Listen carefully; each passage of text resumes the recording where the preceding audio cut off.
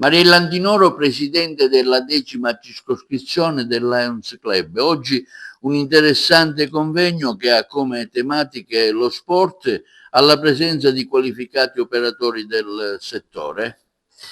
Oggi tutti i club, i presidenti dei club della 10ª circoscrizione Lions e Leo, siamo al polo universitario di Agrigento, Villa Genuardi, per affrontare un importante e delicato tema e molto attuale.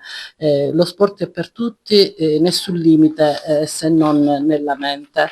È un momento dove sono presenti i relatori, ma anche atleti paralimpici e i ragazzi delle classi del liceo Leonardo, per affrontare per un momento di confronto dedicato al valore educativo, sociale ed inclusivo dello sport, che non è considerato non solo come attività fisica, ma anche come relazione e crescita e anche conquista.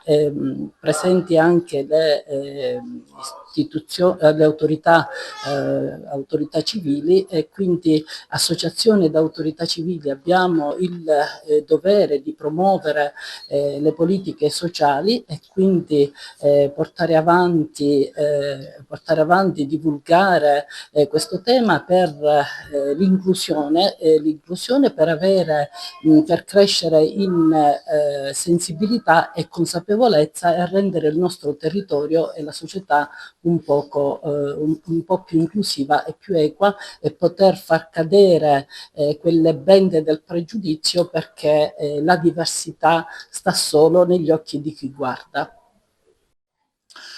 Patrizia Pilato, dirigente scolastica dell'Istituto Leonardo, ha voluto partecipare a questa iniziativa della 10ª circoscrizione del Lions Club dedicata allo sport.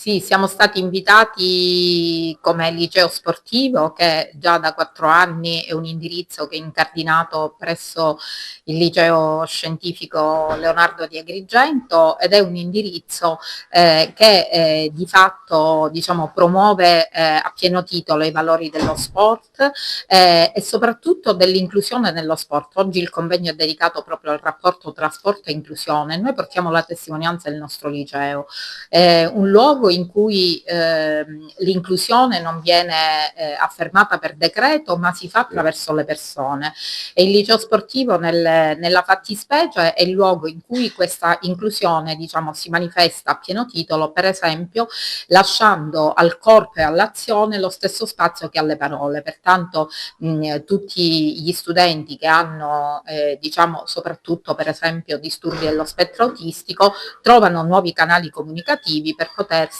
appunto connettere anche al mondo che li circonda. Ma non solo, il liceo sportivo in questo contesto vuole rappresentare quanto lo sport abbia un alto valore educativo attraverso il fair play, quindi il rispetto dell'avversario, il rispetto delle regole, la capacità anche di superare gli ostacoli, di accettare le sconfitte e valorizzare le vittorie. Insomma, credo che oggi sia per i nostri studenti che sono qui presenti una giornata particolarmente formativa.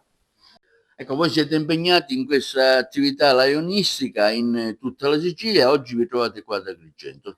Sì, diciamo che il nostro impegno come distretto 108 YB è a 360 gradi nella nostra bellissima isola. Noi stiamo promuovendo appunto la sinergia tra il mondo paralimpico e le istituzioni, affinché tutto quello che loro portano avanti venga sinergizzato dai Lions, appunto, attraverso degli eventi come questi, in cui abbiamo tutte le istituzioni in campo. Dall'alto il mondo scolastico, l'ASP, le istituzioni e i Lions, come l'università, soprattutto l'Università di Palermo, sezione Agrigento, che supportano appunto il nostro service oggi. Quindi siamo contenti perché il service promosso dalla Presidente Antinoro della 10ª circoscrizione sta portando una grande risonanza in tutto il territorio. Ecco, in riscontro quali avete? Che riscontro avete, diciamo, un po' in tutto il territorio a queste iniziative? Domani saremo nella zona di Catania per una bellissima festa di primavera con la quinta e la sesta circoscrizione, dove ci saranno 5 regioni d'Italia che concorreranno in squadre, paraolimpiche ovviamente, in squadre in basket.